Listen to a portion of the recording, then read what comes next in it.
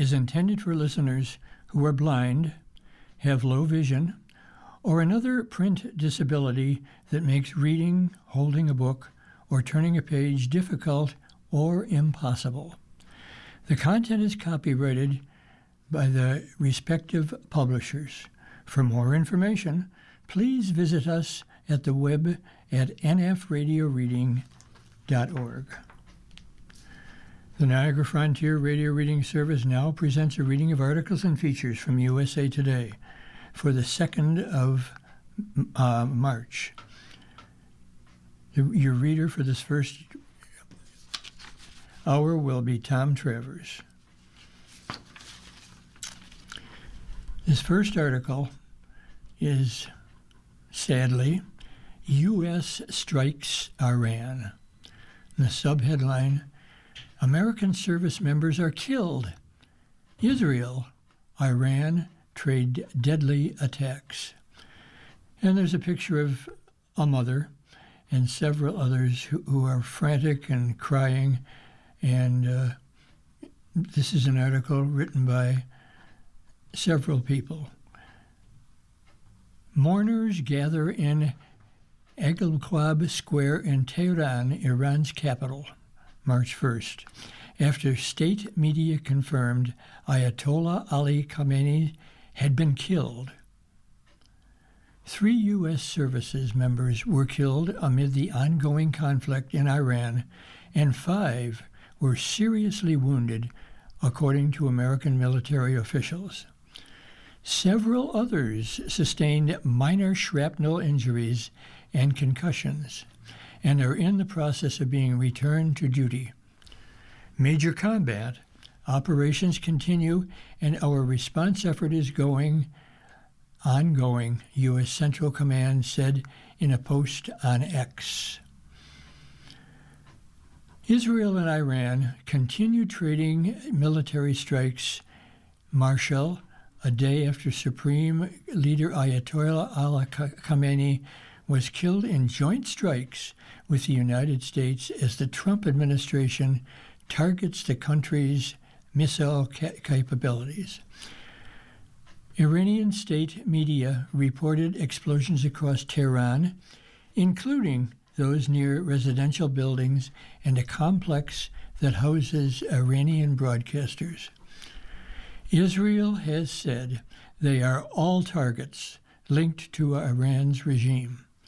Israel's defense forces said in a statement that the country's air force has killed at least 30 senior Iranian officials in the ongoing operation.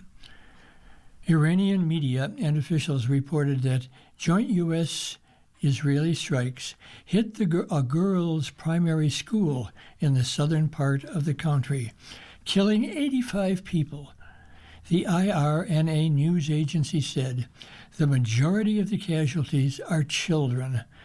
At the Sahashreya Tayyeba all-girls school in Minab, dozens more are unaccounted for, the state-run news agency reported.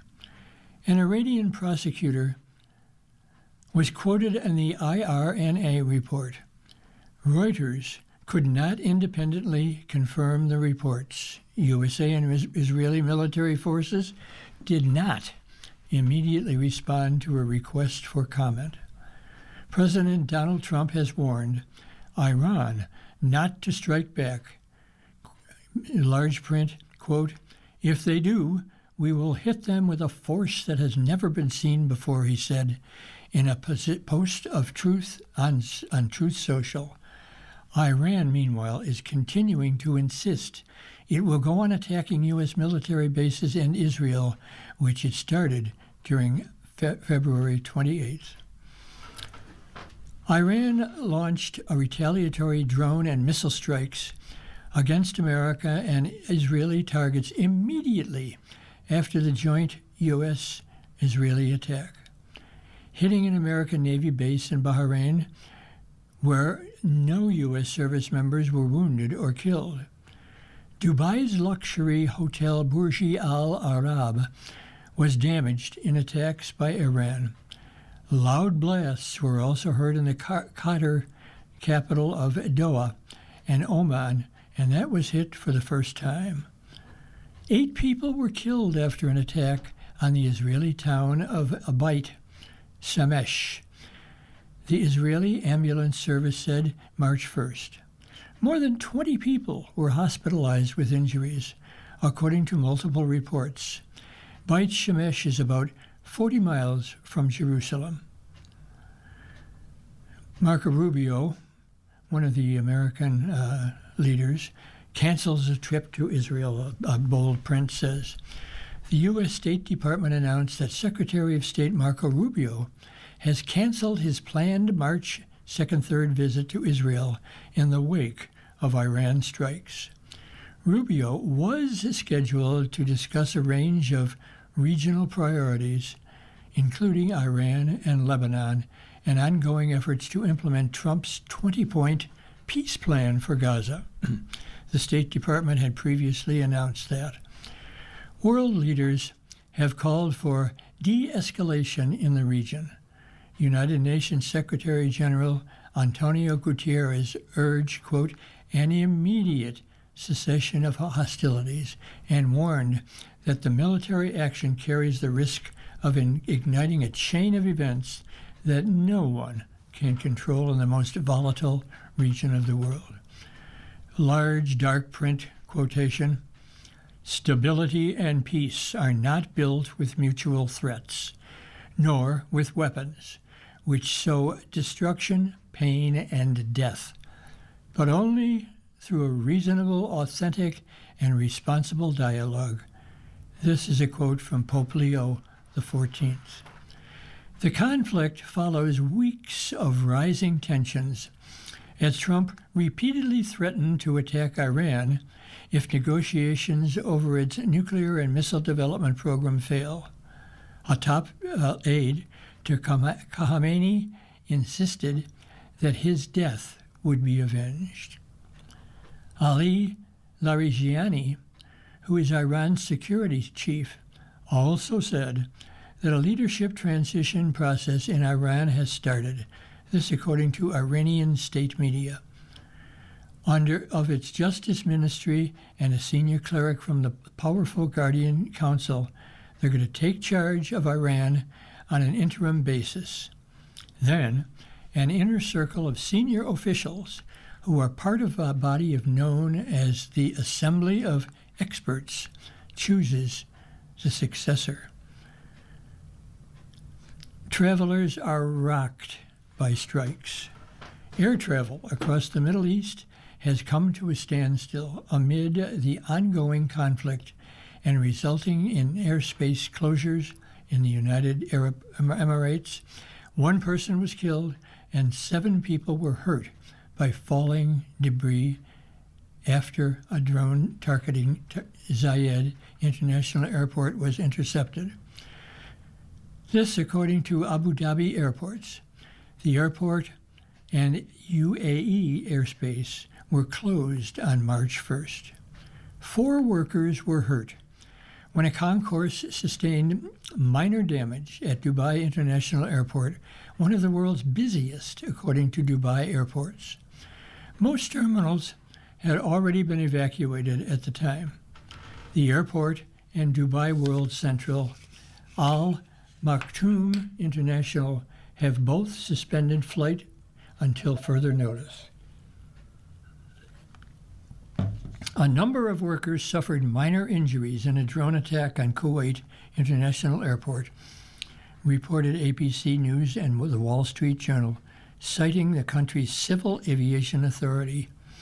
USA Today has reached out to the body.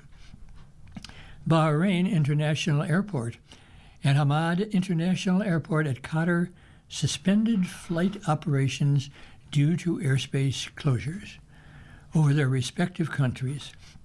Israel also closed its airspace and evacuated passengers at Ben Gurion International and Haifa airports, according to its airports. The vast majority of Al Ahly Emirates fly Dubai, Gulf Air and Qatar Airways flights for March 1st were canceled. This according to a flight tracking website FlightAware. More than half of Etihad Airways flights were canceled as well. Excuse me. Rallies, protests, internet blackouts. Iran's authorities declared a mourning period of 40 days following Khamenei's death. On March 1st, state media published videos and photos showing some pro-government rallies and events in Tehran and other cities. Still, Iranian authorities have imposed a near-total internet blackout, according to NetBlocks, a connectivity monitoring group. That makes communications with the outside world difficult. However, some video and testimonies have emerged from Iran on social media and others sent directly to Western news outlets, including USA Today, that appear and show scenes of celebration and joy over Khamenei's killing. Trump has called for Iranians to rise up against Iran's clerical regime. It's not yet clear if they will do so. Iran's domestic security apparatus is enormous and violent, as January crackdowns on protesters have demonstrated. A little headline, protesters are killed in Pakistan. At least 9 protesters were shot and killed in the Pakistani city of Karachi when crowds breached the outer wall of the U.S. consulate following news of the U.S. and Israeli strikes. Death to Israel! Death to America! The protesters shouted. They were eventually pushed back from the consulate, said Sukhdev Asardas Hemanani, a local government spokesperson. Protesters also set a vehicle ablaze outside the main gate and clashed with police. He said U.S. consulate security officials opened fire at the protesters. That is said by Hemani. Meanwhile, in Iraq, police fired tear gas and stun grenades to scatter hundreds of pro-Iranian protesters who had gathered outside the Green Zone in the capital of Baghdad, where the U.S. embassy is located. Pakistan and Iraq have the largest Shiite Muslim population, that is, after Iran. Pope Leo and Putin also weigh in. Pope Leo XIV warned of an immense tragedy if violence among the United States, Israel, and Iran continues. During his weekly address at St. Peter's Square on March 1, the Pope condemned the ongoing fighting in the Middle East, saying that a spiral of violence could escalate out of control in the region. Stability and peace are not built with mutual threats, nor with weapons, which show and sow destruction, pain, and death, but only through a reasonable, authentic, and responsible dialogue, the Pope said. Quote, I address to the parties involved an heartfelt appeal to assume the moral responsibility to stop the spiral of violence before it becomes an irreparable abyss. Meanwhile, Russian President Vladimir Putin described Khamenei's killing as a cynical murder, according to Russian state news agency TASS. Khamenei's assassination is a violation of all standards of human morality and international law, Putin said. He also offered his condolences to Iran's President Masoud Pezeshkian. Ties between Russia and Iran have strengthened in recent years amid Russia's war in Ukraine. Iran has supplied Russia with its deadly Shahed drones. Russia, in turn, has been purchasing Iran's heavily sanctioned oil exports. How serious was the threat from Tehran? you might ask. Some analysts say Trump is overstating Iran's intention. Iranian response: Americans are deeply divided. Some praise the strikes. Muslim groups declare attack unjustified. Follow the 5 updates in the articles that will be coming. The next article is from a grieving mother, and she cries, "He was all we had. Mom of 5 reels after partner deported." This is an article by Madeline Mitchell. Tiffany Barrera, 31, is a newly widowed mother in San Antonio with 5 children who attend 3 different schools. Her afternoons are chaotic, with school pickups at 3, 3:45, and 4:15. "It's crazy," Barrera said. "Right now, I'm struggling to even get gas money to go and pick up the kids from school, so I have to ask school if they can hopefully give me a bus route to come and pick up my kids." And it's a picture of the mother and her concerns. Her partner, Jose Sanchez, who was deported in November and died in January while trying to cross the Rio Grande, used to help with school drop-offs and pickups, Barrera said. He was also the primary breadwinner of the family, while Barrera took care of the house. "He was all we had," said Barrera, who was born in the United States. "He was our main support. He did everything for us." Barrera is now reeling, adjusting to life as the sole caregiver of her 5 children, who are all, like her, grieving. Her kids are having trouble eating and sleeping. They get counseling services at school, she said, but they need more support, and so does she. Quote, "My son has to live without his dad," Barrera said of her 6-year-old. "At night, he sleeps with one of Sanchez's T-shirts stretched over a pillow. There's no readily available data that show how many women have found themselves in similar situations in the recent months, but it is an emerging trend," said Michelle Menendez, Director of Legal Resources and Training at the National Immigration Project. The Trump administration says there have been more than 622,000 deportations through January 2026, but the administration has declined to provide the underlying data to support that figure. U.S. Immigration and Customs Enforcement data show that there are 344,000 deportations so far under Trump. Most children in the United States with an undocumented immigrant parent are citizens who were born in the United States. This, according to a Pew Research Center report. As of 2023, the report found 7.5 million U.S. households included unauthorized immigrants, and about 4.6 million American children lived with an unauthorized immigrant parent. Sanchez, who was detained by U.S. Immigration and Customs Enforcement in November, just a few days before Thanksgiving. He was a roofer and was returning from his second job of the day. Barrera said Sanchez called her when the sheriff pulled him over. She told him to stay calm and to do whatever the officers told him to do so he wouldn't get in any more trouble. She translated for the officer, who did not speak Spanish, and explained that Sanchez was not a citizen, but was pending citizenship.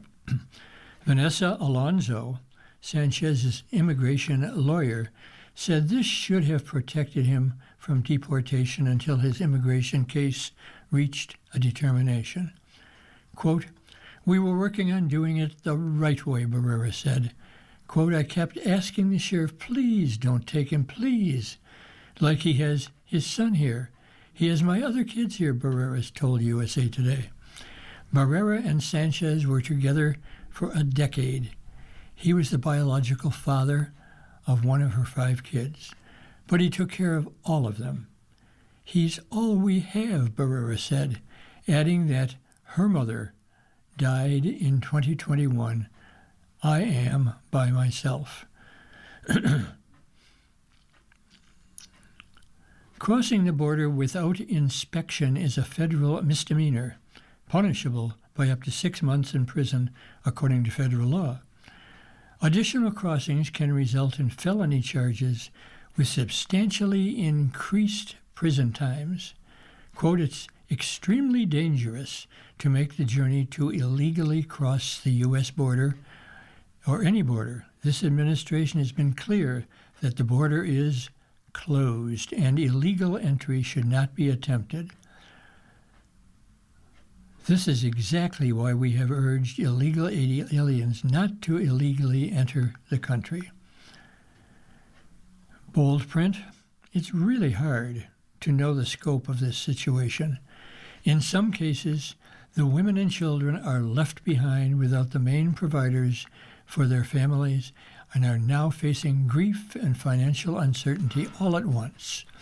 Barrera is a citizen, but some other mothers are not.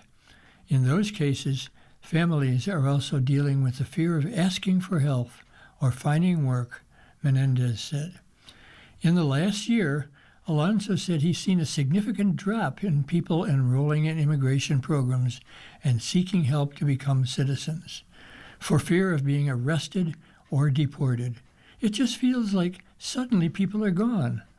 We've had clients that we can no longer reach, and we're uncertain why.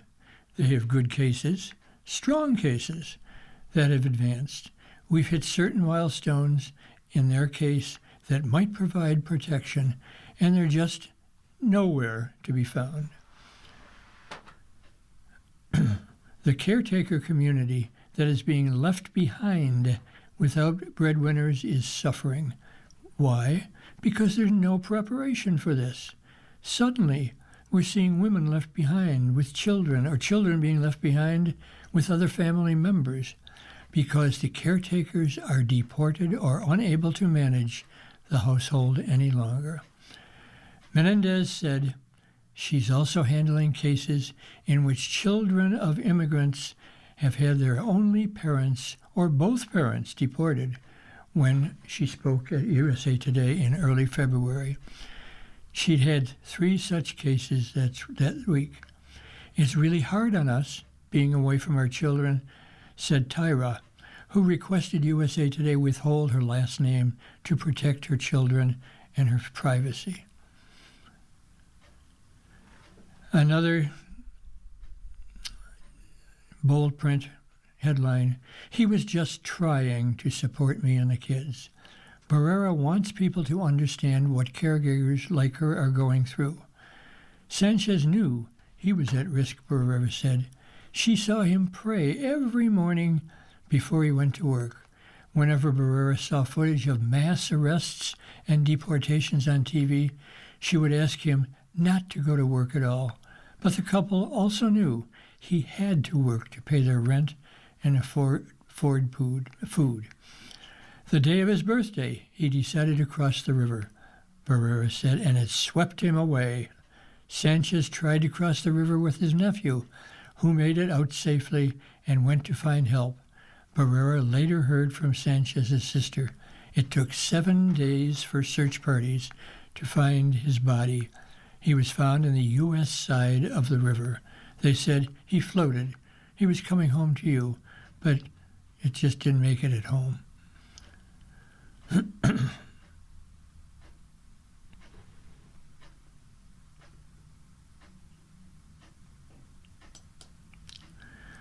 Here's another article, headlined, Trump's Gamble in Tehran, Stop Nuclear Weapons or Risk Wider War. Picture here, Iranians are protesting against recent attacks on their country by Israel and the U.S. on February 28th. In Tehran, Iran launched a wave of missiles at Israel and regional U.S. military sites in a response to the day's attacks. Washington. The potential payoff for the massive U.S. strikes on Iran are historic, ending Tehran's nuclear ambitions and even ousting a regime that has been the world's leading state sponsor of terrorism. But the risks are so huge, the lives of courageous American heroes may be lost, and we may have casualties.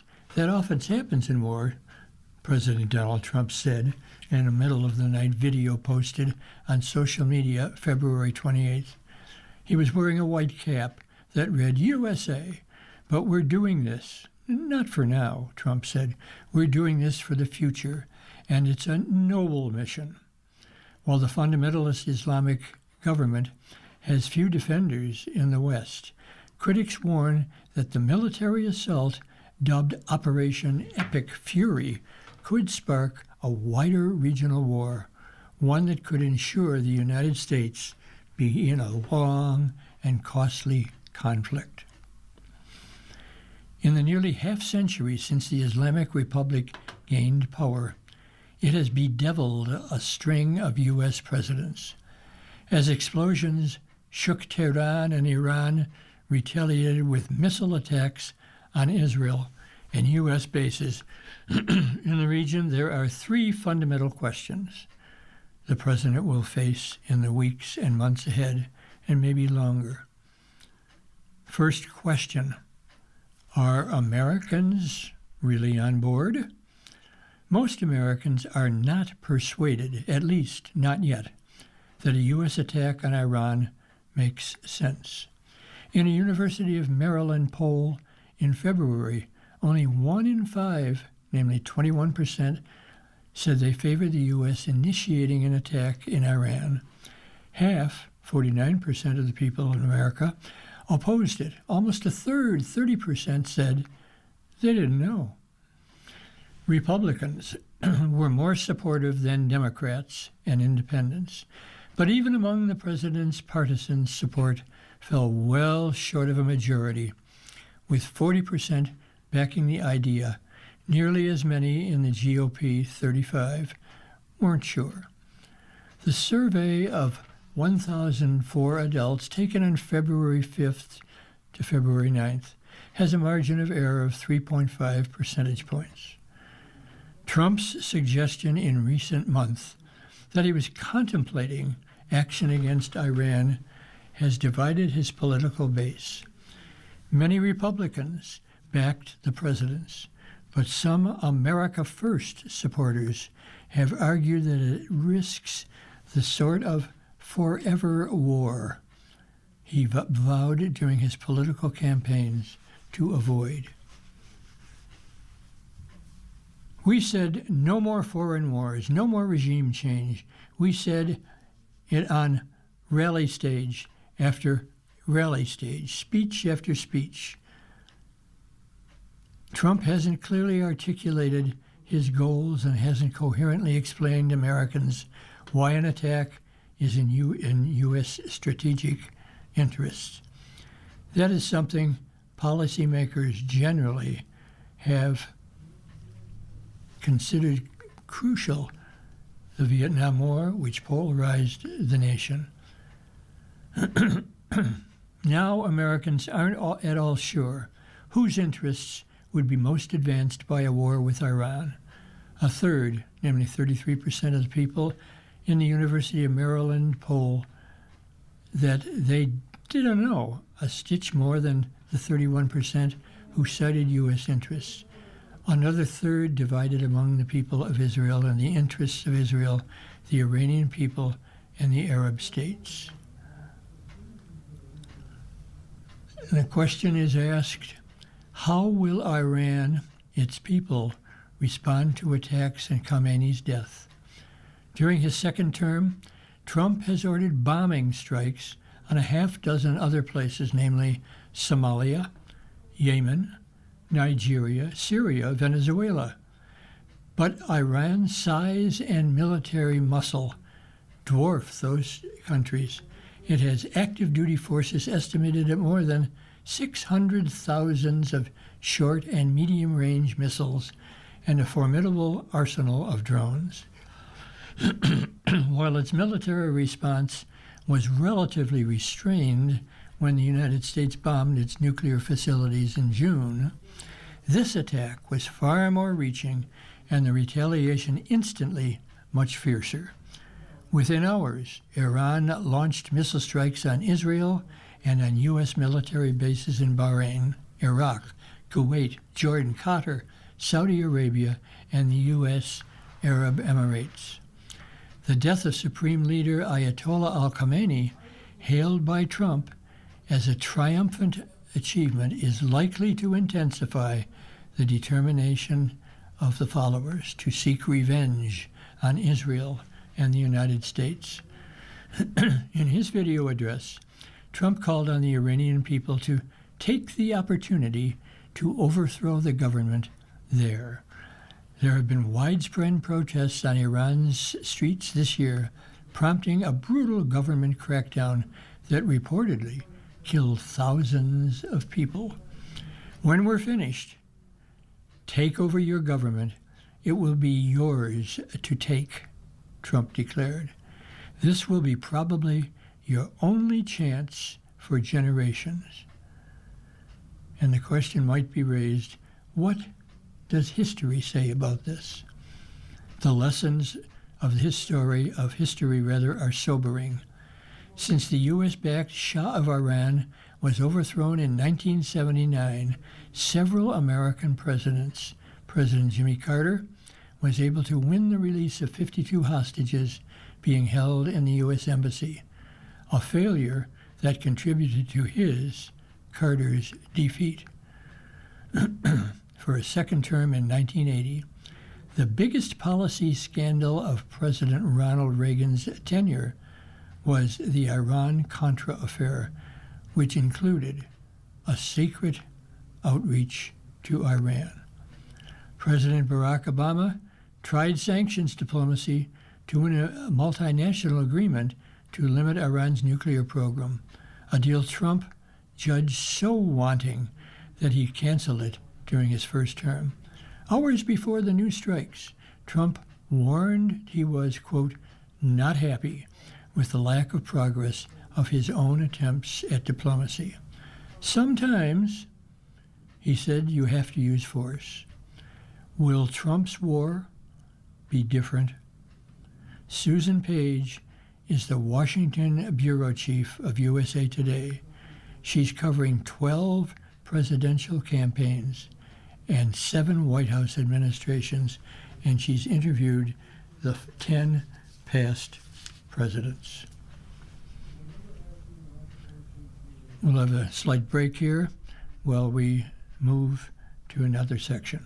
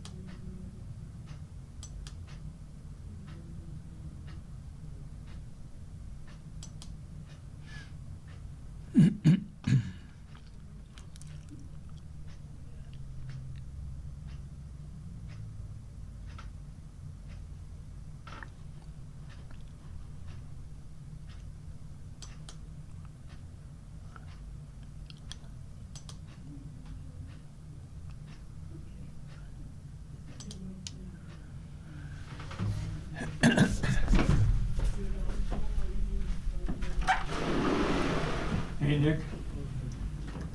Help, please. Can't finish with the what? No. This is live. Okay. I just didn't. We're finished with the first section.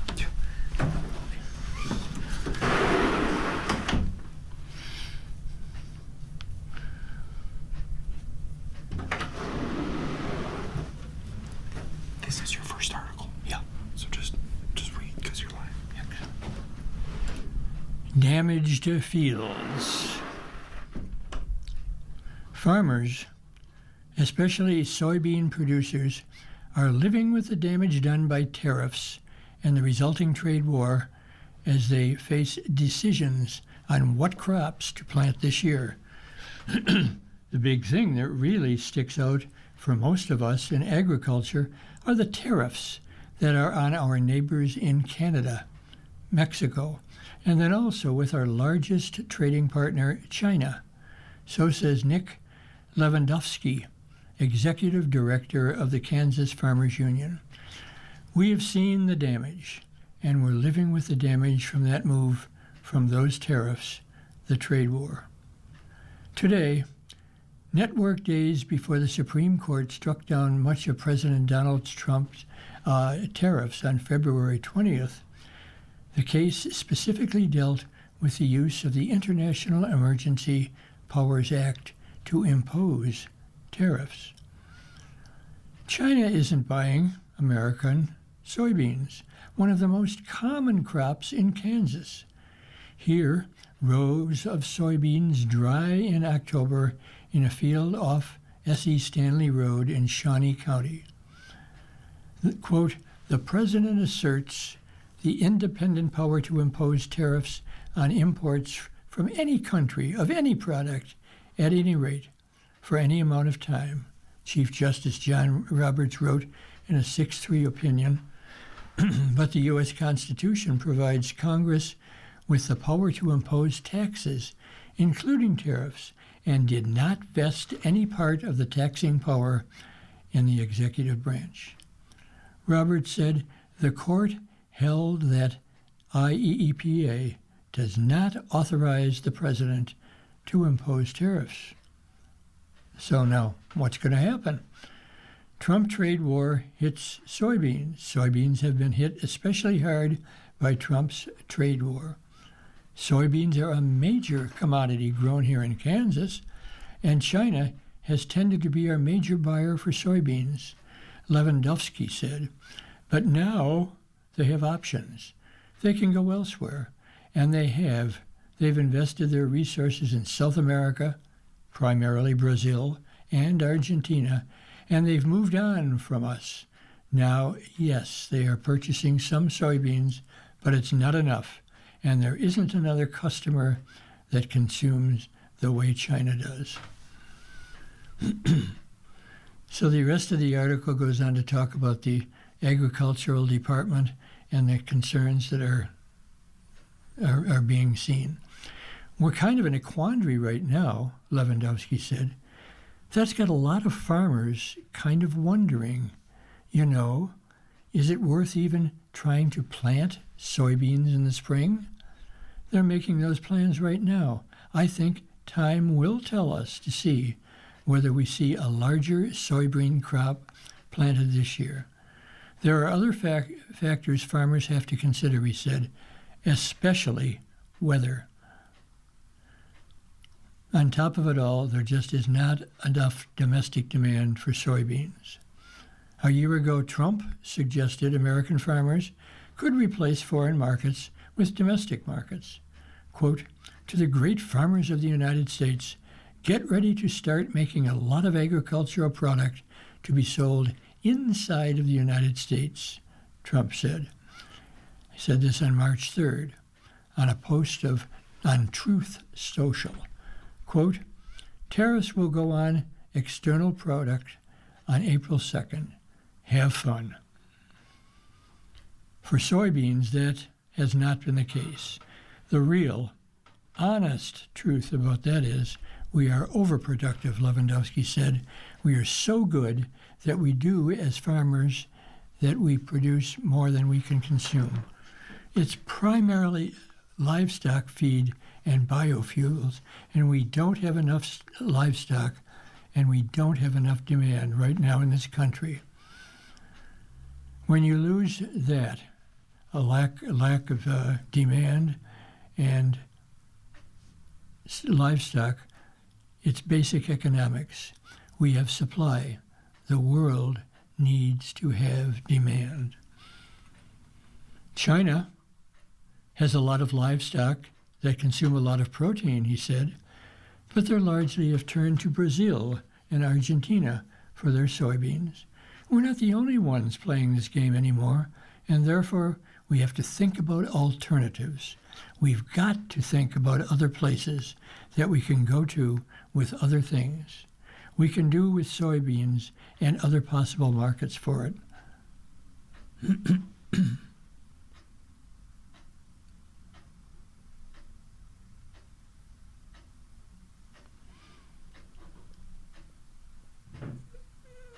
Making announcements from Air Force One about the consideration, and then posting it on Truth Social, that negatively affects the markets, he said. Whether that it's intended or not, it does. And so, therefore, farmers suffer those consequences. Lewandowski also addressed the tariffs with Canada and Mexico. We've got a lot of equipment out of Canada, a lot of equipment out of Mexico. So those steel and aluminum tariffs are hurting farmers, he said. That's just an additional cost on top of what farmers are already paying for equipment. Farmers do not get to pass that cost on to their customers like a business owner would. Farmers don't get to raise their prices to make up for costs that are involved in their inputs and those kind of things.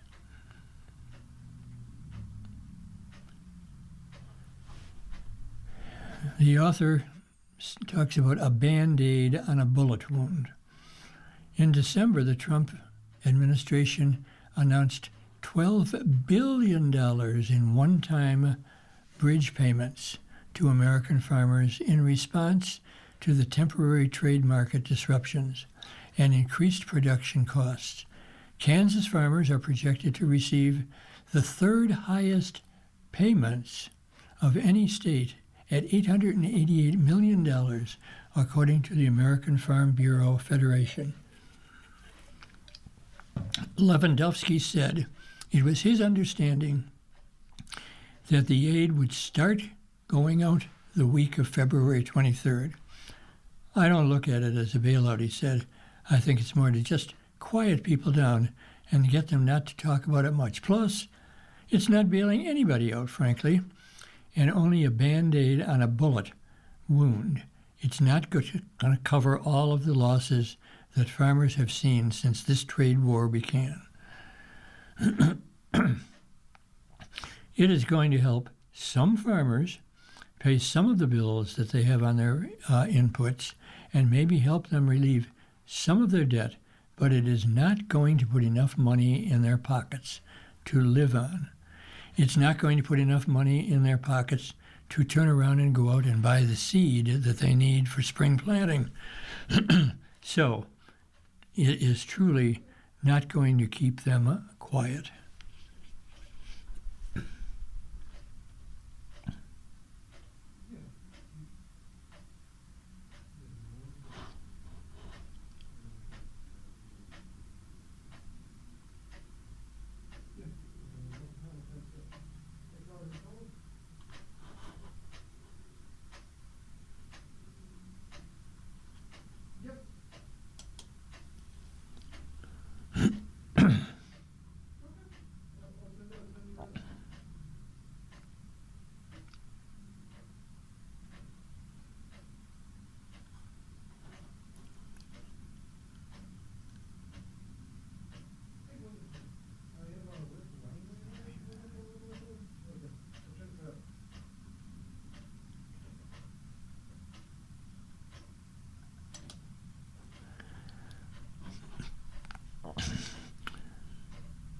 Part of the next article is talking about situations in other states.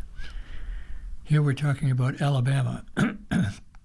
Sugar makers scale a deep hill to tap maple trees to start harvesting sap to make maple syrup on February 8th in Salem, Indiana. Most people don't associate the maple syrup with Indiana, but the once booming industry has been making a comeback after decades of dormancy due to a century of deforestation.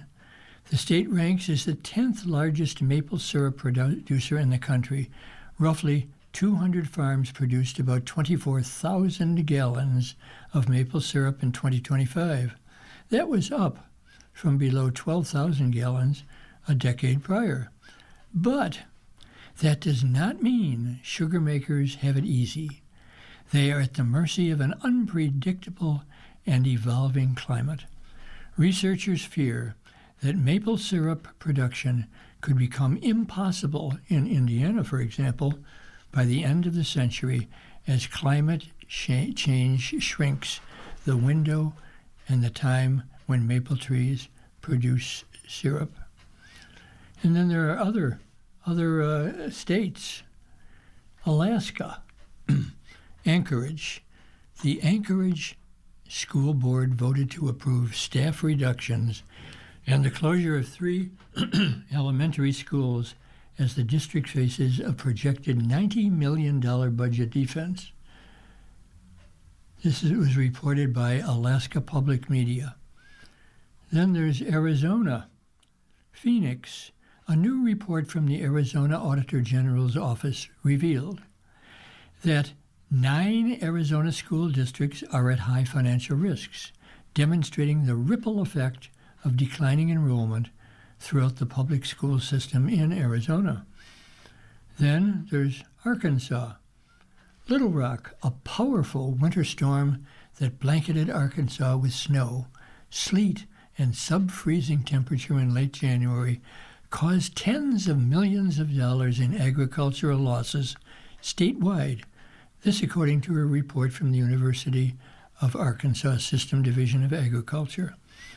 California, Santa Cruz County. California's oldest state park has expanded as part of a restorative effort after a 2020 fire ravaged the park. The state park officials said.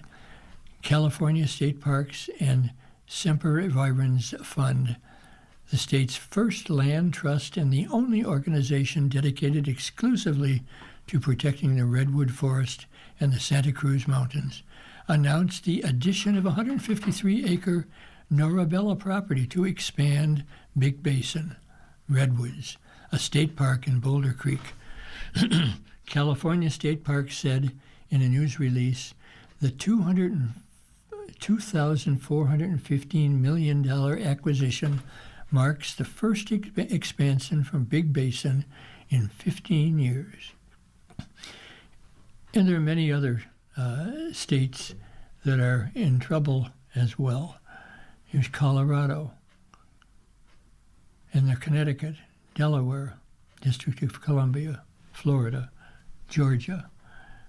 What will happen?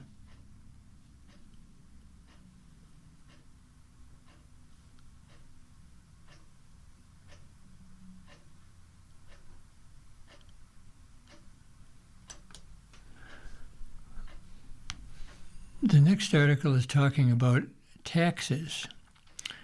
It asks, give up your citizenship? This tax still applies. Listen to this. Americans are giving up their U.S. citizenships in droves. Why? But that, Uncle Sam, might still be lurking. After nearly 2 decades, the U.S. Treasury finalized a rule last year saying that certain individuals who surrender their citizenship or green cards and give gifts to an existing U.S. taxpayer will create a tax bill for the recipient. Amounts above the annual $19,000 gift exclusion generally will be taxed at the highest estate or gift tax rate, which is currently 40%. Credits from foreign taxes paid, such as estate taxes, if the giver dies, might lower the amount owed. Unlike normal gift tax rules, which impose tax on the giver, this special tax, called Section 2801 tax, is imposed on the gift recipient. That is, unless the recipient is a spouse or certain charities that would qualify for other deductions. This is shocking. as the U.S. person inheriting an estate would pay U.S. estate taxes on a foreign estate, even if all assets were foreign in nature, said Richard Pawn, who's a certified public accountant in San Francisco. You ask, how does the tax work? Determining if the tax is imposed depends on what type of expatriate the giver is. Covered expatriate is someone who gave up U.S. citizenship or a green card after June 16, 2008, and either did what? Had an average annual net income tax liability for the 5 tax years ending before the date of expiration or more than $206,000. Had that person's net worth been at least $2 million on the date of your expiration. These strange things fail to certify on Patriot from 8854 that you have complied with all federal obligations for the 5 tax years preceding the date of your expiration. It is a difficult thing to follow. How do taxpayers report the gift and calculate the tax? They must file IRS forms. And form the tax are generally due 18 months after the end of the year. The final regulation applies to gifts received or after January 1st. This according to professionals. However, the form is retroactive. A person named Pon said, even though there hasn't been a tax form for 17 years, the form applies to transfers since June 17th, 2008. And yes, they can collect back to 2008. The question is asked, how many Americans renounce their U.S. citizenship? Annual renunciations surged to a record high of 6,705 in 2020. Now, why do people renounce their citizenship? With numbers remaining elevated ever since. According to Immigration Services company Boundless, that compares with an average of just 200 to 400 cases before 2009. It said in 2024, 4,819 Americans gave up their citizenship. This according to Bambridge Accountants in New York that specializes in expatriate taxes. Why? Well, in the 3 months leading to the November 2024 presidential elections, Bambridge said there was a rush of 2,123 expatriations, the highest number for 4.5 years. Why do all these things happen?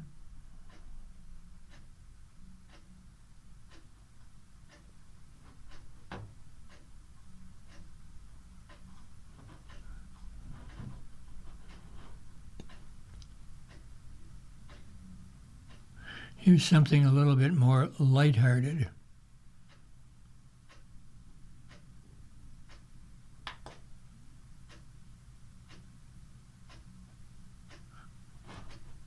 Well, I guess it's not going to be lighthearted because I can't get it up.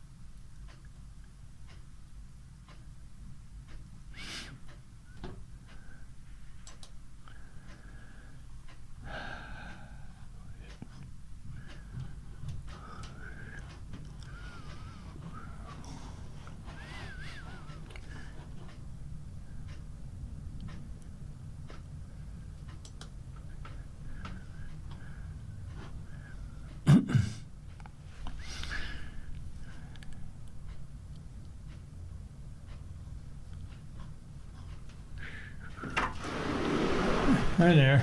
Just read this. Okay. You're listening to a reading of articles from USA Today for the 2nd of March on the Niagara Frontier Radio Reading Service. We'll return for more readings after a short break. Your reader today has been Tom Travers. If you're listening to this publication online, you're probably using our website, a podcast player like Spotify or iTunes, a streaming service like Siro, or a smart speaker. Did you know that we now have a dedicated app that can be downloaded to any mobile device, like a smartphone or tablet, for free? App users can conveniently access our live stream and any episode of our podcast easier than ever. To download the app, just type NFRRS in the search window in the Apple App Store or in the Google Play Store.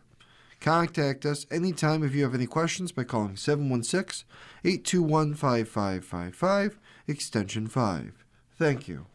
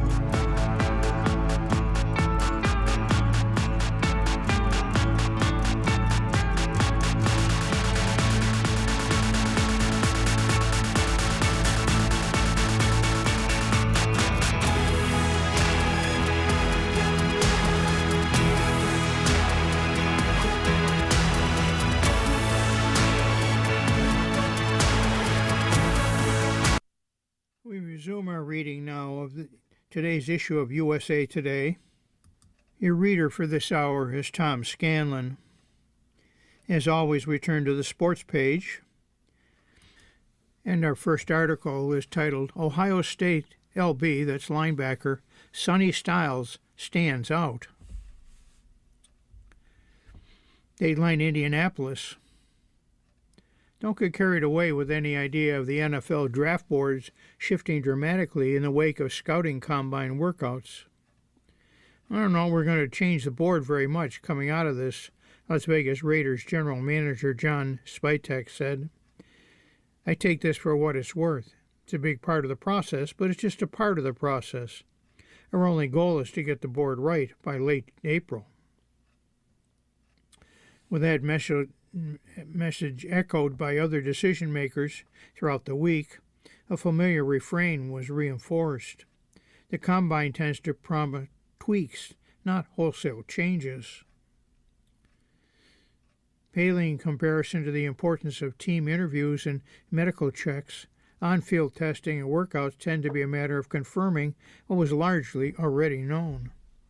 Many of this year's biggest standouts, for instance, were highlighted by USA Today Sports going into the event.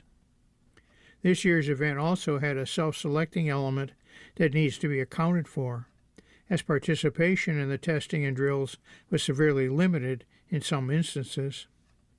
Many of the players who had concerns in certain areas decided to abstain from recording marks instead of waiting for more favorable conditions at their pro days.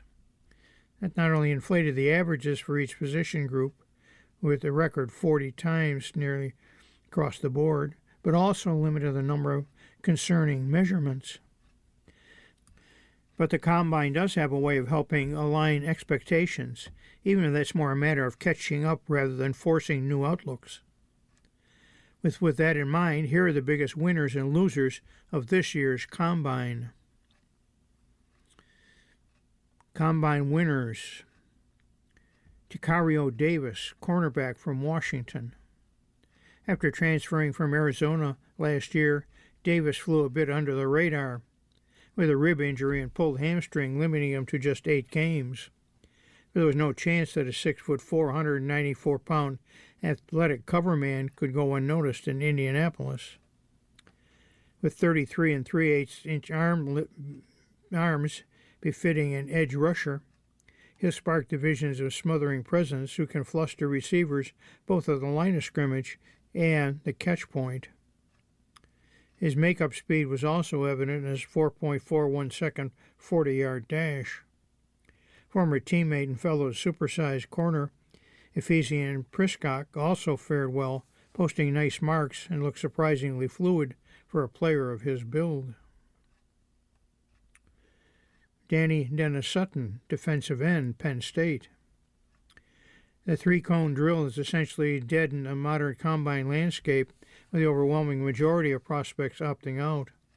But notching a time of under 7 seconds augurs well for edge rushers, and Dennis Sutton cleared that bar with a 6.9-second mark. Elsewhere, he led the edge in rushes with a 10-foot, 11-inch broad jump, while also helping his cause with his figures in the 40 at 4.64 seconds and vertical leap at 39.5 inches.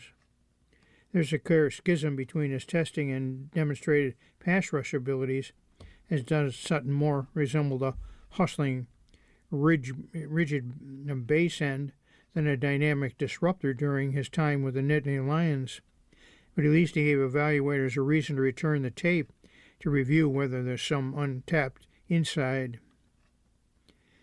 Former linemate Dan Zoran could also have been selected for this list after a strong showing. Caleb Banks, defensive tackle, Florida. Probably wasn't necessary for Banks to congregate with his fellow defensive tackles to know that the 6'6", 327-pounder wasn't quite like any of them. Still, there's something to be said for the impression Banks made after missing all but 2 games last season. His unique explosion was evident in his 9'6" broad jump and 32-inch vertical leap. Banks' day came to an early end due to cleat discomfort. but it probably wasn't necessary for him to prove much more about his body. There's still significant questions about his leverage, block deconstruction, and tackling, but while his future coaching staff will need to polish his finishing touches and other portions of his game, it's clear no other interior defender poses quite the problem Banks does right off the ball. Charles Demings, cornerback. This year's combine was light on true sleepers, with the changing college football landscape siphoning more talent to the top schools. Demings, however, was a true highlight. 6'1", 193-pound corner compiled one of the best overall testing profiles, including 4.41 second 40, 42-inch vertical leap, and an 11-foot broad jump. The latter two figures ranked second among all corners. During on-field work, Demings hardly looked out of place next to his more touted peers. He's a captive figure for the middle rounds. Taylor Green, quarterback, Arkansas. The 6'6", 227-pound passer put together a truly singular combine performance. Was it a particularly consequential one? Yes, topping Anthony Richardson's quarterback records in broad jump and vertical leap is unquestionably impressive, as is running at a 4.36 second 40 at his size. But Green's otherworldly athleticism for the position was always his selling point. NFL Network's Charles Davis said Green shot down the idea of making a Terrell Pryor-like conversion to receiver. That could leave some of his appeal, as his erratic throwing was again on display during his on-field work, with several of his attempts never truly giving his receiver a chance. At the least, Green now stands out as the most intriguing developmental option on the third day of the draft. Grayson Halton, defensive tackle. In a class of lumbering defensive tackles, the 6'3", 296-pound Halton offers teams a distinctly different flavor on the inside. Continued to set himself apart as the combine with a 36.5-inch vertical jump, third best mark by any defensive tackle over the last 20 years. His spark-plug energy was consistent across both his game work and his drills at the combine. Between his frame and his quick-moving, disruptive style, Halton had some Braden Fisk light to his game. He could end up in a similar range.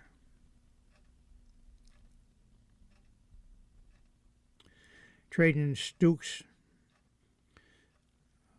safety from Arizona. You won't find many former walk-ons like this one. The 6-year-old senior posted a superlative overall testing profile with his 40 time and vertical leap, ranking among the best at his position group, and his broad jump, pacing all safeties.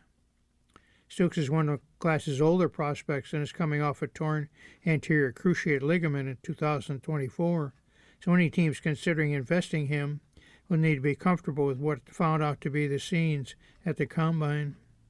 Still an ultra-athletic and savvy nickel with the capacity to take on a variety of coverage assignments should be massively attractive to general managers given the current demands on NFL defenses.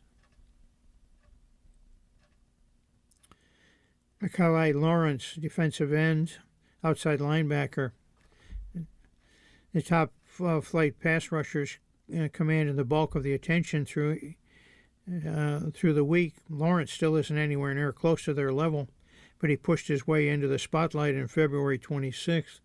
The 6'4", 253-pounder, known primarily for his long arms, 33 5/8 inches, was a step above the rest in explosiveness, finishing second in both the vertical leap and broad jump.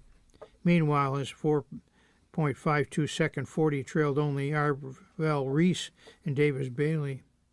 Capping his daily workout with a show that showed off plenty of burst, Lawrence helped himself a good bit.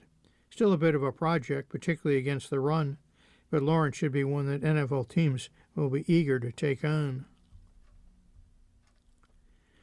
Dylan Thieneman, safety from Oregon. Let's give some love to the NFL Network draft analyst Daniel Jeremiah, who not only did outstanding work throughout the week as expected, but was out in front of Thieneman, whom he placed at number 18 to the Minnesota Vikings in his pre-combine mock draft. Now that looks like a proper range for the savvy safety after a top-tier showing in the combine.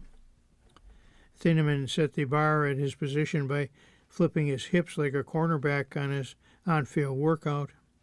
Before that, the 6-foot, 201-pounder flew to a 4.35 40. Comfortable taking on most any coverage assignment, should be a highly coveted asset for a defense in the back half of the first round. And lastly, Sonny Styles, linebacker from Ohio State. Styles came into the event with expectations he would put together something comparable to what South Carolina safety Nick Enmanwori managed last year, and he didn't disappoint. The 6'5", 244-pound linebacker notched a 43.5-inch vertical, which stands as the best of any off-ball linebacker. His 11'2" broad jump was also the best of any player in his position group, and exceeded by only a few others since 2003. And with a 4.46 40, a straight line speed, hardly a question either. What's most exciting about Styles is all these traits are not facets of his game waiting to be put into use. They're already being tapped into by an extremely savvy former safety who's grown into his position. It's just a reminder of what was really apparent with Styles. It's probably time to talk about him being the first tier of draft top prospects rather than the second. Here's a woman's golf article. Green wins HSBC with husband as her caddy. Hannah Green didn't realize she'd been nearly 500 days since her last LPGA victory, 497 to be exact. With her husband, Jared Felton, on the bag, the Australian claimed her 7th career LPGA title at the HSBC Women's World Championship. She became the third two-time winner of the event, joining Inbee Park and Jin Young Koo. The $450,000 paycheck gives Green now more than $8 million in career earnings. I felt honestly really nervous out there, said Green. I was talking to my caddy, my husband, and saying, I don't know why I'm feeling this way. Haven't really felt like this in a while. But I guess if it's been that long, perhaps that's why. Green birdied the first hole in Singapore, take the outright lead, and closed with a 369 at Sentosa Golf Club to finish at 14 under 274, one stroke ahead of American Austin Kim. Par 5/8 provided to be a key hole for Green, who hit a 5-wood from 229 yards out to about 3 feet for an eagle, nearly holing it in two. A crucial birdie on the 15th proved vital as well for Green, who led by as many as 4 shots and bogeyed 3 of the last 5 holes. Green says she's never been more nervous on a golf course. She's so good under pressure, Felton told on-course reporter Sophie Walker after the round. It's everything I wish I could have been as a player as well. Green began the day tied with fellow Aussie Minjee Lee, who fell down to a share of third with Angie Yin at 71 and Paula Roussard-Bouchard at 68 after an even par 72. I think I'm proud of myself for sticking in there and still posting a score when I had to, Lee said. For the first time in her LPGA career, Green had Felton on the bag these last 2 weeks as her regular caddy. David Bialy was stuck in the United States while applying for a green card. Felton, a touring pro himself, had his wife on the bag in January during a WebEx Players Series event in Perth. Well, this is a soccer story. FIFA focused on all 48 players in World Cup after U.S.-Israel attacks. FIFA Secretary General Matthias Gafstrom said his organization is focused on all teams participating in the World Cup in the wake of the military strikes on Iran. The U.S. and Israel launched military attacks on Iran on February 28th, with President Donald Trump calling the mission a major combat operation. Iran has retaliated with attacks on U.S. air bases in the Gulf region. The clash between the United States and Iran comes just months before Iran is scheduled to travel to the U.S. for the World Cup, which will be co-hosted by the U.S., Mexico, and Canada. Iran is drawn into Group G alongside Belgium, Egypt, and New Zealand. Team Melli is scheduled to play 2 group stage games in Los Angeles, June 15th and 21st, and 1 in Seattle on June 26th. In the immediate aftermath of the U.S. attacks on Iran, Gafstrom said FIFA is monitoring the situation, but remains optimistic that the World Cup will go forward with Iran as planned.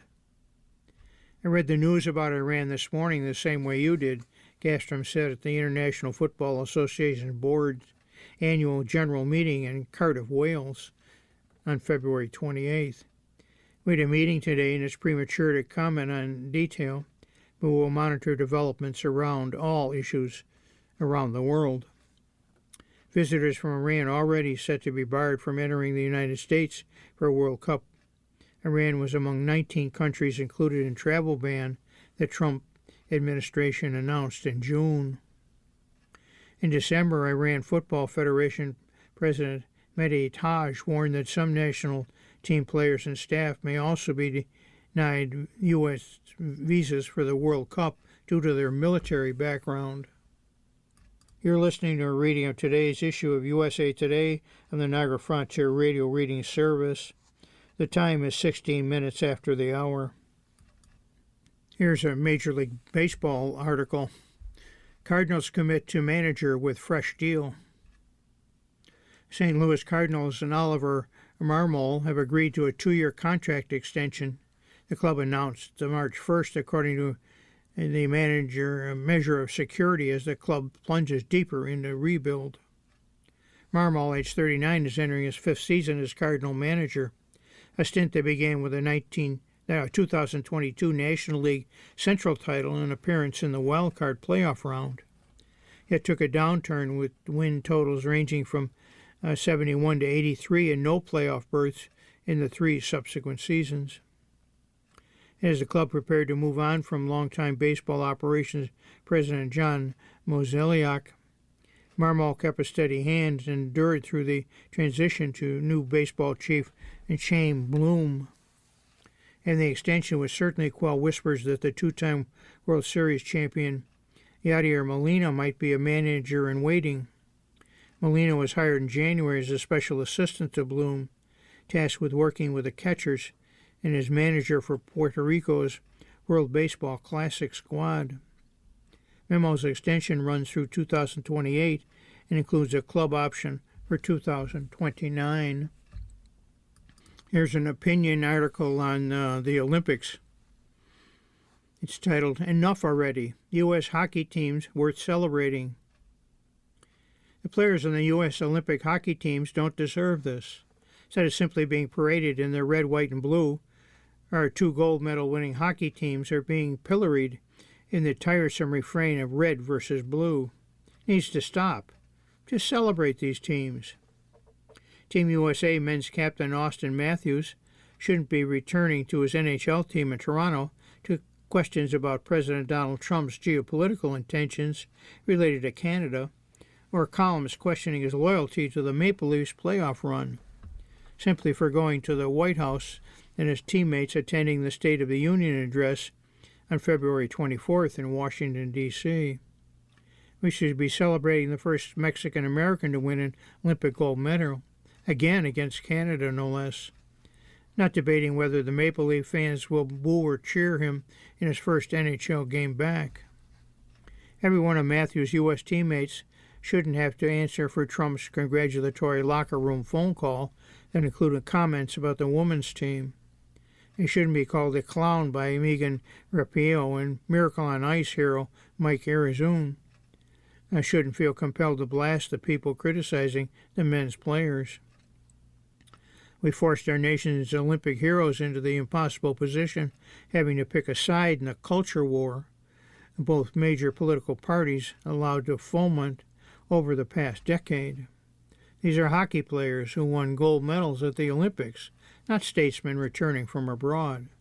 These are issues that go far beyond a presidential phone call or a State of the Union appearance.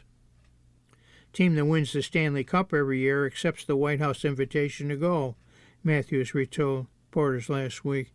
I just think it's something that you do because we're all proud Americans, whatever your political beliefs may be. Hopefully something like this will bring more unity to the country, but for us, we believe it's a great honor, no matter who's in office. So much for bringing people together. Blame Trump for a bad joke, not Team USA.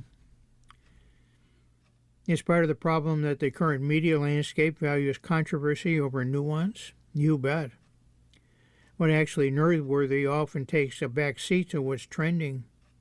Standing ovation for Jack Hughes isn't just celebrated as a show of appreciation and patriotism anymore, viewed through the prism of left and right that overlooked his hockey game over the past week. But that's not fair to these players who really did nothing wrong other than, in a split second, elect to laugh at a crude, unfunny joke the president never should have made when he called to congratulate them. It's hard for me to hold that against them, to allow it to diminish that they are the first U.S. men's hockey team in 46 years to win a gold medal at the Olympics.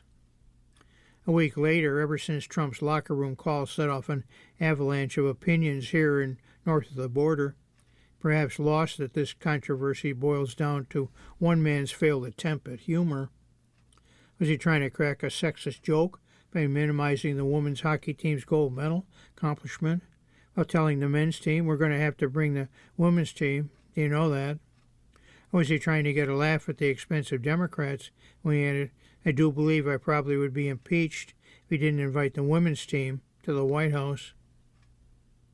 Never mind, it doesn't appear Trump even called to congratulate the women's ice hockey team when it won a gold medal in overtime against Canada 3 days earlier. Neither comment he made to the men's was appropriate. It was distasteful, as women's hockey player Hillary Knight correctly put it.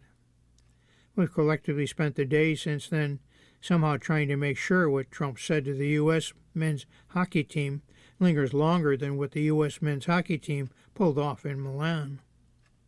See, this is never about whether the men's players should have gone to the White House or to the State of the Union to be feted after an incredible accomplishment. Of course they should have, if they wanted. This isn't even about whether Trump should have called the men's hockey team after its win. Of course he should have, if he'd wanted. The U.S. presidents have been making these sort of congratulatory calls for decades. This is about a bad joke and a group of hockey players who deserve better from us. This is another Olympic hockey story. Night out indefinitely after injury in Olympics. U.S. team women's hockey captain Hillary Knight saved a gold medal win and set U.S. up Olympic career, scoring records in Milan. She also did it while injured. They Seattle Torrent, her team in the Professional World Women's Hockey League, announced that the forward and team captain suffered a lower body injury at their Winter Olympics and will be going on long-term injured reserve indefinitely. While we're eager to be at full strength and recognize the anticipation of Hillary's return, we're focused on putting her and our team in the best position for a playoff push, Torrent General Manager Megan Turner said in a statement. Hillary's leadership extends beyond her gameplay, and as we rely on her in other ways to start this half, we're supporting her in full as she recovers. Tonight in the U.S. men's hockey gold medal winners Jack and Quinn Hughes are scheduled to appear March 2nd on The Tonight Show with Jimmy Fallon. Knight, age 36, has 3 gold and 7 assists, 14 games with the last-place Torrent. Team signed 24-year-old forward Sidney Langsley. PWHL's Minnesota Frost placed captain Kendall Coyan Schofield on LTIR, saying she suffered an upper body injury at the Olympics. The third-place team signed forward Elizabeth Guerreri, age 28. Conan Schofield, age 33, scored 3 goals for the U.S. at the Olympics, including 2 in the quarterfinals. This next article is titled, Seasoned rookie, now a flavor of the day in the NFL. Dateline Indianapolis. By definition, the NFL draft is inherently a young man's game. Although there are no literal graybeards among this year's class of prospects, a number of players are set to become rookies despite resembling veterans in age. And they're doing so at a moment when personnel decision makers have reconsidered a long-standing aversion to older prospects. If it's close between players and you have a 20-year-old and a 25-year-old, obviously you're going to take the 20-year-old. NFL Network draft analyst Daniel Jeremiah said last week at the Scouting Combine. But teams are not as concerned with age going through this process. With the NCAA in 2020 granting extra year of eligibility to all players, the NFL saw a 3-year spike in draftees who were 24 years or older, peaking in 2024 with 56 selected. This year's total won't approach that high water mark, with a smaller group constituting the last wave of sixth-year seniors. With the NIL boom driving a substantial reduction in underclassmen declarations, 63 this year, less than half of the number from 5 years ago, it's readily apparent that the latest class is continuing to skew older and more experienced. And NFL front offices, having already rethought their previous norms around age, are prepared. I don't believe a 25-year is old, Cincinnati Bengals Director of Player Personnel Duke Tobin said. I think a 25-year-old is young. Still has a lot of football left in his body. It's a data point. It's something we're aware of. Might affect the longevity down the road. Sometimes it can also benefit a guy being more mature in his body or a little more stable about how he conducts himself in his personal life. Age is a number. Guys are playing longer these days. It's a factor, but it's not a big factor for us. There's a clear choice for the flag bearer of this year's 24 and up movement, Miami defensive end Akeem Mesidor, who will turn 25 in April prior to the April 23rd, 25th draft, wears his age proudly. The Ottawa native blossomed in his final season with the Hurricanes, according to it 12.5 sacks, helping lead the charge for the Hurricanes' run to the national championship game. Now he could join Ruben Blair Jr., his more highly hyped pass-rushing partner, in the first round. For Mesidor's atypical timeline for arriving in the pros is a source of strength. You can call me a seasoned rookie, whatever you want to call it, Mesidor said with a smile at the Combine. I'm coming in more mature with a different approach and a different mentality than a lot of younger guys. There are a handful of other 24-year-old offensive and defensive lining joining Mesidor in this class. In recent years, the fronts have often featured the heaviest volume of similarly aged players. Green Bay Packers general manager Brian Gutekunst said, an age outlier, however, can be found at almost any position. The phenomenon was thrust into the spotlight in 2024 when quarterbacks Michael Penix Jr. and Bo Nix were each selected at top 12 picks despite being 6-year seniors who were already 24 on the draft day. Tyler Slow represented an even more extreme test case for teams as the 7th-year senior, eventually second-round pick of the New Orleans Saints, turned 26 before making his first start last fall.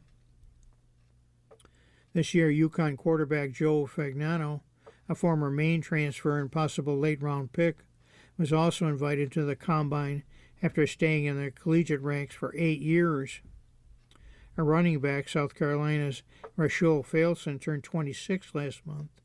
He is multiple months older than both Dallas Cowboys' Javonte Williams and the Los Angeles Rams' Kyren Williams, each of whom has logged more than 800 carries in the NFL and already signed a second contract.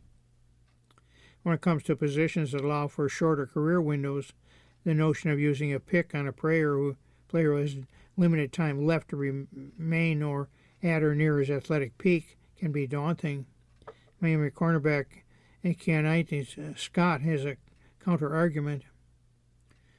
I heard that going around, but I feel like this game that we play is a winnow game, said Scott, age 24. takes a lot of the age things away. These teams, some of these coaches don't have time to waste. When you play this game, it doesn't matter how old you are. First year Miami Dolphins general manager John Eric Sullivan agrees, but with a caveat. I think if you can help it, you don't want a player close to going into a second contract around 30 years old, Sullivan said. Having that with the climate of college football, there are situations where you're going to have to consider that to get a good football player. You're listening to a reading of today's issue of USA Today on the Niagara Frontier Radio Reading Service. The time is 30 minutes after the hour. This means we turn now to the entertainment page of USA Today. Our first article is a TV review. Survivor is surprisingly agile for 50. Spoiler alert. Following contain details from the season's premiere of 50th season Survivor. One vanquished foe, a few victories, and a heartbreaking tragedy. This is Survivor at its very best. Considering CBS and Jeff Probst have done this 49 times before, you'd hope it would be. The 50th season of the show, which kicked off our national and indeed international obsession with reality TV as we know it, is a landmark event. It's going to be shown on Wednesdays at 8 o'clock Eastern Time on CBS. It's a big deal for its devoted fans, some of whom weren't even born when the show premiered in the fall of 2000. And for any casual viewer who are seeing host and producer Probst's face all over the place for the first time in a while, as the aging series re-enters the main cultural conversation after more than a decade. Most of the show's most diehard fans would say it never left the zeitgeist, but we're long past that period when 27 million people turned in to watch Richard Hatch be crowned the first sole survivor, or even when 10th anniversary season Heroes vs. Villains had the name Russell Hans floating around the water cooler. The show's been through many evolutions in its nearly 26 years on the air, but most recently premiered a post-COVID new era full of bright colors. Gen Z consistently consistently reference the show glory days and silly twists, all on tighter budgets and a shorter trip for a castaway, 26 days living on coconuts and fish instead of 39. So for the 50th season, a mammoth feat for any TV show, even one that airs twice a year. You'd assume producers might be up in the gimmicks, go for style over substance, possibly ruin what's keeping devotees turning in every Wednesday night for a quarter of a century.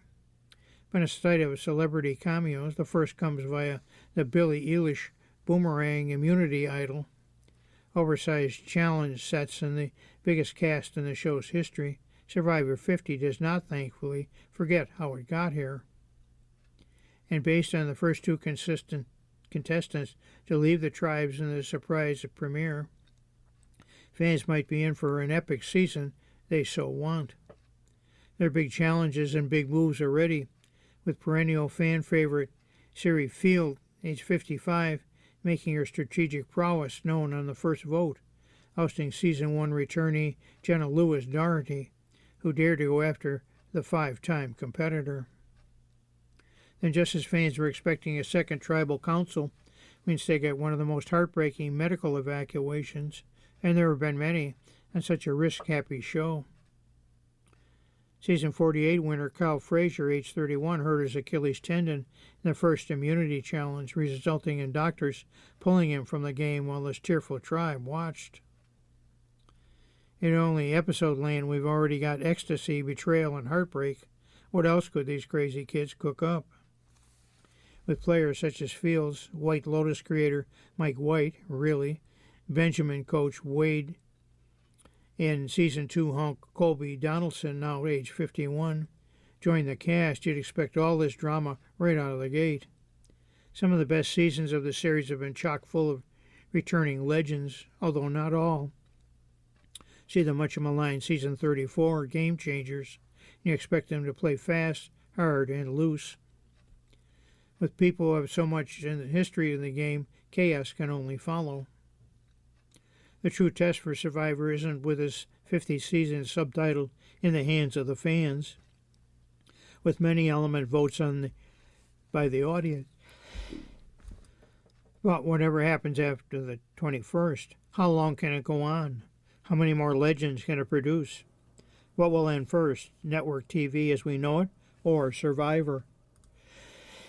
I'll bet on the institution with the motto, outwit, outplay, outlast. Here's another TV article. Voice judges are vocal about family. Dateline Los Angeles. The plethora of new elements in this season of The Voice has upped the ante on this all-star-like iteration. But veteran coaches Adam Levine and John Legend feel they've gotten more chill, and that can be a tribute to being working parents.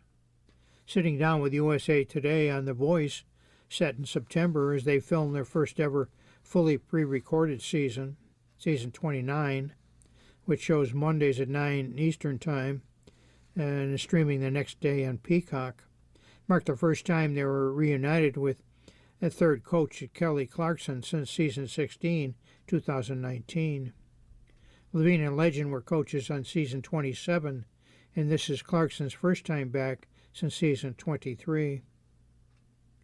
I feel like we're all cooler, become dads and moms, said Legend, whose 4 children are aged 2 to 9. Parenting and growing up, we're really at a nice place in our lives, and I think it can help us better as coaches. We're more rounded out human beings. Our chill is more, said Levine, who has 3 kids in the same age range as Legend's.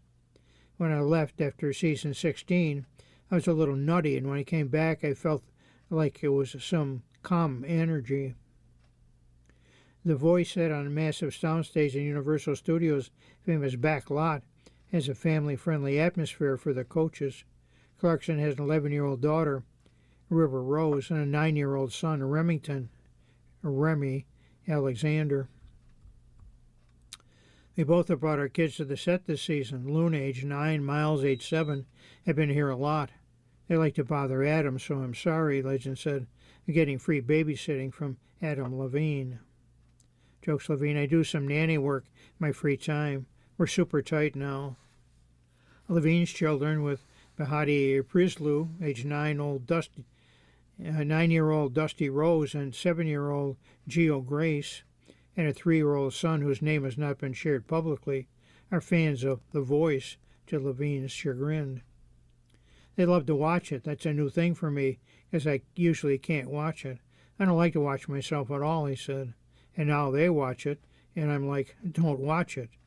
Now I watch The Voice more than I ever have in my entire life. But Judgens convinced his fellow coach that it isn't necessarily a bad thing. Good thing about watching is they edit us so well. They make us so funny and clever, Legend said. Levine agrees. They make us seem so cool, right? Yet when the cameras are rolling, the competitive spirit among the coaches is that Voice fans' love is front and center. The season's higher stakes are intentional, and a synergistic move time to NBA games returning to NBC's broadcast. Says executive producer Audrey Morrissey calls this the Battle of Champions season and an all-star season. Legend agrees we're the best coaches in Voice history, the 3 of us. 3-coach panel is the first in the show's nearly 15-year history as the triple turn competition, a fight for the most 3 chairs turns during the audition. Inspired by the NBA, Morrissey says, which earns the winner a super steal during the battle rounds. For Legend, the blind auditions were truly a test of grit.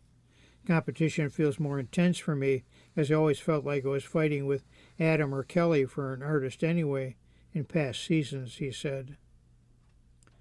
Obviously, the blind auditions are different because we're going at each other, but in general I feel we focus on our teams and how we can make them the best so they can win, Levine said. We get fired up in all the right ways, and not the petty, weird ways. Here's a movie review. Pillion pushes boundaries, but with heart. Dateline New York. Pillion is basically a modern Cinderella story about a timid young wallflower who's whisked into a world he only dreamed of. But instead of glass slippers, our hero, Colin, played by Harry Melling, wears warning, NSF ahead, harnesses and choker collars. In place of a handsome prince, he's swept off his feet by a leather-clad biker named Ray, played by Alexander Skarsgård, who introduces Colin to the pleasures of gay BDSM. It's a provocative premise, one director Harry Leighton explores in his debut film in theaters now. But the erotic comedy also reveals something not always associated with the kink community: heartfelt camaraderie. It wasn't all shocking, crazy, explicit, intense, Skarsgård said, seating in a bookshelf-lined nomad office in Manhattan. Often when you depict a Sodom relationship, people lean into the most extreme version of it.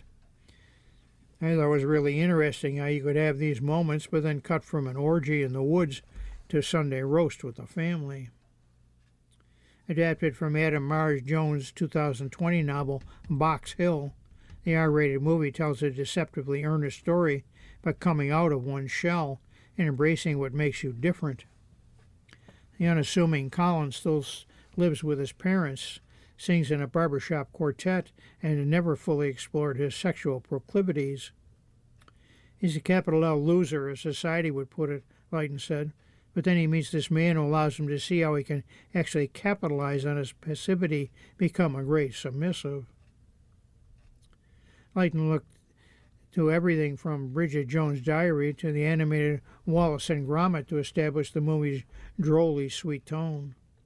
Pillion begins with a meet-cute sort of, as Collins and Ray have an illicit encounter in a dark alley shortly after bumping into each other at a bar. The scene was much more aggressive as written, but actors found an awkwardly flirtatious dynamic on the set that felt true to their characters. It's so important for the audience to understand the consent in that moment, especially when Ray asks the question, "Am I going to do with you?" And Collins says, "Anything you want," said Melling, age 36, who's best known for playing Dudley Dursley in the Harry Potter series. This is uncharted territory for Colin, but it's thrilling.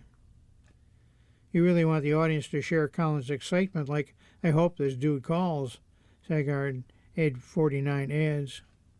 Members of the Gay Bikers Motorcycle Club acted as extras in the movie and consulted on aspects of BDSM. During an orgy scene, which takes place during a convivial camping trip, I remember to work out how best to be flat over the table and what position that would be, Melling said. A few of the guys piped up saying, "Hands behind your back."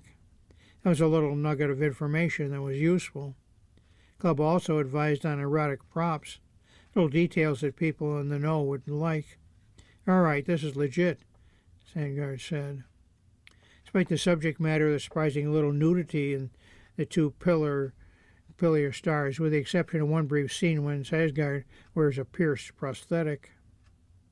There's a good sense of humor about acting in The Buff, having disrobed TV shows such as True Blood and Murderbot, and films Infinity Pool and The Northman. "I don't get nervous during sex scenes," Skarsgård said. "Nudity's only uncomfortable if you don't know what the purpose of it is. When you feel that it's gratuitous or it doesn't move the narrative forward, and I'm just walking around here naked or rolling around and having sex scene that doesn't make the movie any better." That certainly wasn't the case here, he said. If you look at every intimate scene in the film, tell you a lot about Colin's journey and his self-discovery. His first sexual intercourse, his first orgasm. These are big moments you want to share with Colin. Pillion arrives in theaters on the heels of Emerald Fennell's bodice-ripping Wuthering Heights and HBO Max's streaming phenomenon Heated Rivalry, both of which have sparked feverish discourse about sex on screen. Recent studies show that Gen Z want less sex in TV and movies, but Leighton isn't convinced. There's definitely a prudishness that exists in the culture, the filmmaker said, but then something like Heated Rivalry happens and suddenly everyone wants a steamy gay TV show. It's all relative. Clearly, if these things are landing with an audience, Milton Post, as a teenager, sex was a huge part of my life, just trying to work it out. The fact that you have stories looking at the complexities of that feels very compelling, and really to me. But gosh, I don't know about Gen Z, he says, shaking his head. I don't understand them. You're listening to a reading of today's issue of USA Today on the Niagara Frontier Radio Reading Service. The time is 45 minutes after the hour. Another television review, Scrubs flubs its revival. Some things just can't stay dead. That's how I feel viscerally after watching 4 episodes of ABC's revival of classic hospital sitcom Scrubs, which aired for 8 celebrated seasons on NBC from 2001 to 2009, and one less than acclaimed run on ABC from 2009 to 2010. 16 years later, amid an almost laughable thirst in Hollywood for reboots and a million random ads for T-Mobile featuring Zach Braff and Donald Faison, cashing in on nostalgia in their most famous roles, ABC has decided to bring the show back. Too bad the creativity had a do not resuscitate order. It's not that the new Scrubs, it premiered February 25th and airs on Wednesdays at 8 Eastern, next day on Hulu, 4 stars, is bad, though it is, from its corny humor to its trafficking and stereotypes, even as it tries to make fun of the PC police, is that it's so cognitively dissonant from the world in which we live now. As though daydreaming protagonist J.D., played by Braff in his most annoying, immature affect, that's no longer charming in the actor's 50s, has concocted a TV show in his fanciful mind that succumbs to self-absorbed fantasies of a generation that can't let anything go. The entire conceit of the new Scrubs seems to be cooked up in a fantasy land in which J.D., having operated for 15 years as a low-stakes concierge doctor for the wealthy, is suddenly called back to a far more important and life-and-death role at Sacred Heart Hospital, where he once was a lowly intern, with his best friend Turk, played by Faison, as chief of surgery, and his on-again, off-again romantic partner Elliot, played by Sarah Chalke, and his new underling in the full confidence of his argumentative mentor, Dr. Cox, played by John C. McGinley. J.D. goes off and lead to a hospital and mentor a new generation of interns. If minus the chief title sounds an awful lot like the much-maligned 9th season, you'd be right. And this time the interns are boring Gen Z stereotypes. Only occasional appearance of the original cast member, Nurse Carla, played by Judy Rees, busy being a series regular on ABC's much better High Potential, and Dr. Park, played by Joel Kim Booster, of Fire Island. A buffoonish professional rival for J.D., offers anything remotely redeemable or interesting. One can only think creator Bill Lawrence, played from Ted Lasso, could have made something far more interesting with Booster's charismatic and Dr. Park's bisexual confidence and hedonism for a brand new series. Instead, Park pops up just enough for the series to exercise jokes based on Asian stereotypes, a break from when it employed black stereotypes, all the while enjoying SNL alum Vanessa Bayer as an annoying HR rep there to ruin everyone's racist fun. Just because HBO Max's Emmy-winning The Pitt has become the runaway hit of the post-pandemic TV doesn't mean every show set in a hospital is guaranteed to succeed. Just ask Netflix medical drama you probably never heard of, Pulse. The fact that the costume department put J.D. in scrubs and a hoodie, a la Dr. Robbie, played by Nola Wild, doesn't change the fact that this scrubs doesn't make sense. His characters haven't grown an inch in their 16 years off the air. The chemistry remains only because you know these people are friends in real life. When J.D. and Turk embraced, all the audience can see is Braff and Faison. They both morphed into caricatures of themselves and their characters. Nostalgia is a powerful thing. It already has brought us a dozen TV reboots of varying degrees of success. CBS's Matlock tells a much different story than, say, its Murphy Brown redo. But in spite of all the flops that prove A recognizable title does not guarantee commercial nor creative success. Hollywood continues to churn out these flaccid franchise revivals like they just discovered the assembly line. It's not the kind of storytelling that ignites audience affection, wins Emmys and ratings, and generates pit-level conversation. It's the kind that runs for a season, maybe 2 or 3, fades away in a tarnish, or something once beloved and great, like an ugly crack on a beautiful headstone. Here's a book review. Gibbs recounts courage, on screen and off. He watched her great sitcom set for decades, and at 94, Maria Gibbs is ready to tell her whole story. In It's Never Too Late, out now from Amistad, the Jefferson star gets a candid about their rocky journey to Hollywood stardom, including an unstable childhood and abusive marriage to her high school sweetheart. She also brings readers alongside her advocacy for black representation in the arts. From public ventures such as Vision Theater in Los Angeles to her work on set to fight for equal pay and a seat at the table. There's a thesis to this. It's never too late. It's that Gibbs, even at age 90, isn't ready to slow down. In fact, she writes she's still spiritually 30 years old. I've learned not to worry about age and simply think about what I want to do with my life. I know that I can still do it, Gibbs writes. No matter what age I am, if I want to accomplish something, I'm going to give it a try. And since I'm 30, I expect to do it. Gibbs was born in 1931 to parents in a loveless marriage, and writes that she and her sisters later were molested by her mother's boyfriends. Gibbs writes that she vowed not to repeat generational patterns, but that choices would be made in my husband and friends would reflect my desperate need to be loved. Gibson reunited with a boyfriend from her teen years after she had her first daughter, Angela. She and Jordan Buddy Gibbs had 2 more children together. Gibbs writes her husband was abusive, forcing himself on her several times and giving her black eyes while she was pregnant. During her pregnancy, after an argument, when she writes she felt threatened, she ran from her house and tripped, falling, eventually miscarrying. She writes that although she was hallucinating and clotting, but he told her to be quiet. She tried to leave him for the first time. A judge told her, "You ought to know how not to push his buttons," Gibbs writes. She escaped their Detroit home and fled with her children to Los Angeles. There she found out her daughter Angela had been molested by Buddy. He eventually found out where she was living and gave their relationship one more try. Gibbs writes she regretted making her daughter live again under the same roof as her abuser, a decision she now calls unacceptable. Gibbs and her children eventually left him after he continued to physically and sexually abuse Gibbs until the police got involved.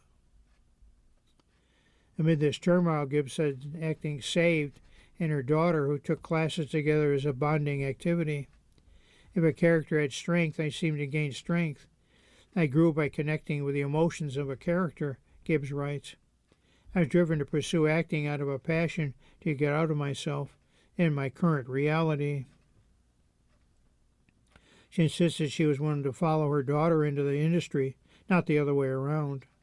When she landed her breakthrough role on The Jeffersons, Gibbs was a single mother working in the reservations department of United Airlines, a role she kept well into her time on the sitcom. Buddy has since died, and Gibbs writes that he was more than bad behavior he exhibited toward me and the children, and I bore no bitterness in his last days, nor after he was gone. Gibbs' Jefferson role originally was limited to a guest star, but Florence's comedic timing was a hit with the audiences. Soon she moved up the ranks in the show's top billing. She's being paid less than half of what the leads were. Gibbs rallied the rest of the support cast and wrote a letter on their behalf, meeting with the executives and securing raises and more airtime. This is one example of Gibbs' advocacy on her TV projects. It caused clashing with the Jefferson writers. I interjected, "Excuse me, black people don't talk like that." The writers were mostly men and Jewish, and that made a difference in how they hear and speak language, Gibbs writes. She pleaded her case. Audiences would think it was an issue with the actor's performance, not the writing. For long, our producers let all the actors sit at the table. A new tradition started with our show. Only made sense that writers know what an actor's thoughts are about words they're obliged to read. Similarly, she became executive producer behind closed doors on her post-Jefferson sitcom 227, after advocating against stereotypic portrayals of women and black men in the show. Norman Lear's company decided she'd have all the rights, courtesies, and privileges of an executive producer without the on-screen credit.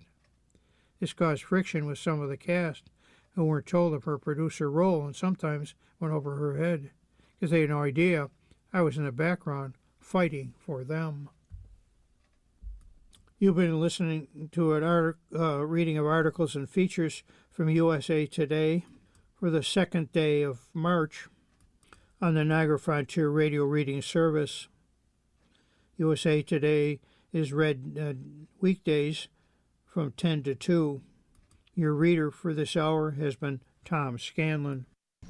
Coming up next on the Niagara Frontier Radio Reading Service, we have episode number 43 of Mark Twain by Ron Chernow. Following that, at 3 o'clock is Smithsonian Magazine, and at 4 o'clock, a re-airing of today's Buffalo News. Stay with us.